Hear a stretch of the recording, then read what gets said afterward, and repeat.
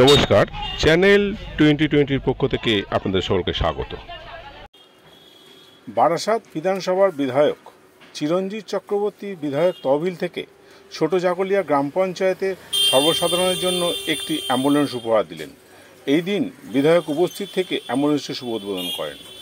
অনুষ্ঠানে উপস্থিত ছিলেন ছোট জাগলিয়া গ্রাম পঞ্চায়েতের প্রধান অমল দাস, উপপ্রধান নুরুল হক, বারাসাত ব্লক 1 পঞ্চায়েত সমিতির সভাপতি হালিমা বিবি সহ সভাপতি গিয়াসউদ্দিন মণ্ডল বাবলু, বারাসাত পৌরসভার পৌরপিতা অশ্বনী মুখার্জি ও উপপৌরপ্রধান তাপস দাশগুপ্ত। এছাড়াও উপস্থিত ছিলেন বারাসাত পৌরসভার সিআইসি সৌমেন আচার্য সহ পঞ্চায়েতের কর্মীরা ও তৃণমূল কর্মী সমর্থকেরা। আসুন দেখি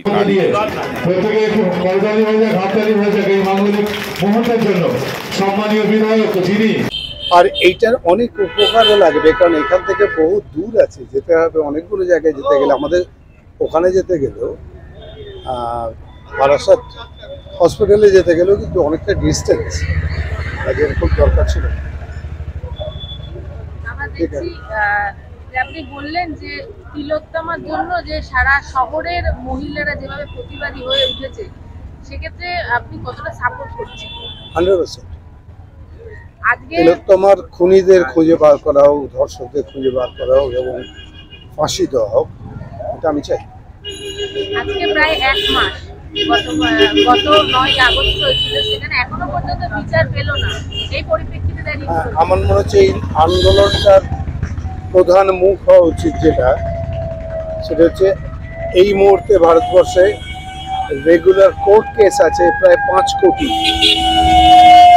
এবং যদি ছোট ছোট আমাদের এই অঞ্চলগুলোকে ধরা হয় তাহলে তাতে আরো 5 কোটি আছে, তার মানে 10 কোটি কেসেস আছে। আমাদের যদি জনসংখ্যা যা, তার মধ্যে 140 কোটির মধ্যে এক একটা বাড়িতে যদি 5 জনও থাকে তাহলে 50 কোটি ফ্যামিলির কেস আছে। এটা একটা ভয়ঙ্কর ব্যাপার রেটটা, তার যে সলিউশনটা আসছে না। তো আমার ইচ্ছে যে এই যে বিশাল একটা আন্দোলন শুরু করেছি আমরা, এটা অভূতপূর্ব, কোনোদিন এটা কেউ দেখেনি। হাতরাসের জন্যও হয়নি, কোনো জায়গাতে কখনোই হচ্ছে না। ওপেন রাস্তায় দিনের বেলা ছবি তুলছে, রেপ তুলছে, কেউ হেল্প করছে না, ছবি তোলাটা ইম্পর্টেন্ট দিয়ে দিচ্ছে ওরা। এই যে ঘটনাগুলো ঘটছে তার জন্য কিন্তু এরকম কোনো আন্দোলন কোথাও হচ্ছে না। এরকমভাবে এত মানুষ কখনো কোনো কেস সলভ করতে এর আগে চায়। এই রেজাল্টটা যেন আসে, যেন খুব দ্রুত শেষ হয়।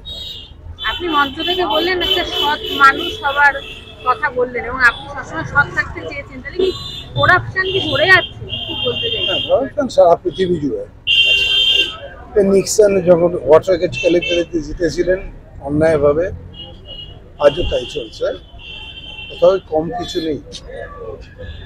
এই পরিপ্রেক্ষিতে দাঁড়িয়ে আপনি একজন রাজনৈতিকবিদ, করাপশন কিরকম জিনিস? করাপশন হচ্ছে এর মতো, পুকুরের উপরে সবুজ হয়ে যায়, গুল্ম দিয়ে হয়তো কচুরি পানা দিয়ে, এটা এরকম থেকে যাবে। করাপশন থাকবে পৃথিবীতে, এটা আদিমতম একটা প্রবৃত্তি আমাদের থাকবে হয়তো, কিন্তু দুহাতে ওটাকে সরিয়ে সরিয়ে আমাদের চলতে হবে।